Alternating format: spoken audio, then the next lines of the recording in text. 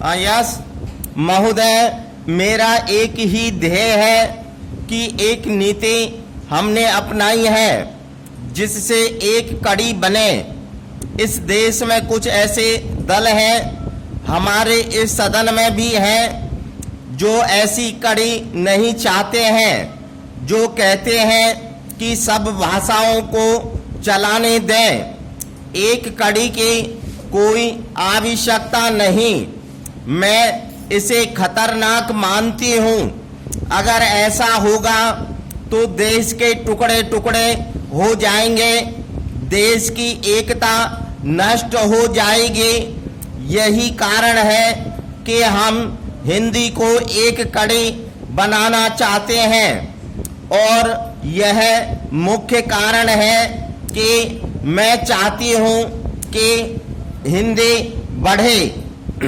इसीलिए जब कोई भी ऐसा कदम उठाए, कोई भी ऐसा कार्य करे जिससे हिंदी वह बढ़े, यानी कड़ी रहने की भावना लोगों के दिलों से चली जाए, तो मुझे दुख होता है। पैरा मुझे खुशी है कि श्री जयप्रकाश नारायण और विनोबा भावे जैसे नेताओं ने वक्तव्य दिए हैं कि भाषा आंदोलन में हिंसा का प्रयोग नहीं होना चाहिए।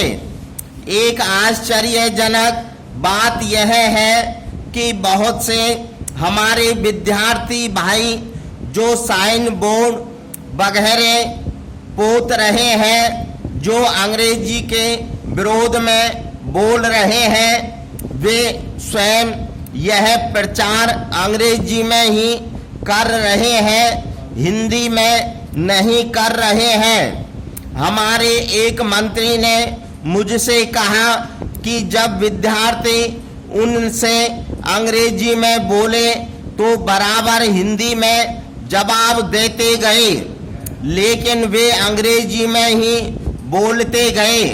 हम चाहते हैं बाहर से लोग हमारे देश आए, हम चाहते हैं कि पर्यटक हमारे देश में आए, लेकिन जब अंग्रेजी के साइन बोर्ड को मिटाने जैसे आंदोलन हो तो इससे कोई सहायता मिलने वाली नहीं है। मेरी यह प्रार्थना है कि आप सबने जो जोश यहाँ प्रकट किया है, अपना दिल हल्का किया है, अब आप सब देश के एकता के लिए इस विधेयक को मान लें। जब यह बिल पास हो जाएगा तो दक्षिण और दूसरे अहिंदी भाषी प्रांतों के लोगों के मन में से शंका निकल जाएगी। हम उन्हें कई वर्षों से आश्वासन दे रहे हैं, अब इसे और नहीं टाला जा सकता। उसके बाद हम सब साथ बैठकर समस्या का रास्ता निकाल सकते हैं। ये समस्याएं नारे लगाने से हल नहीं होंगे, हमें ठोस कदम उठाने पड़ेंगे जिससे हमारे देश के लोग हिंदी सीखें और हम हिंदी को एक कड़ी बना सकें। हम बाकी दुनिया से कुछ अलग इसलिए है कि बाकी दुनिया में क्या हो रहा था, खासकर विज्ञान और प्रौद्योगिकी के क्षेत्र में, उससे हम बिल्कुल वंचित थे।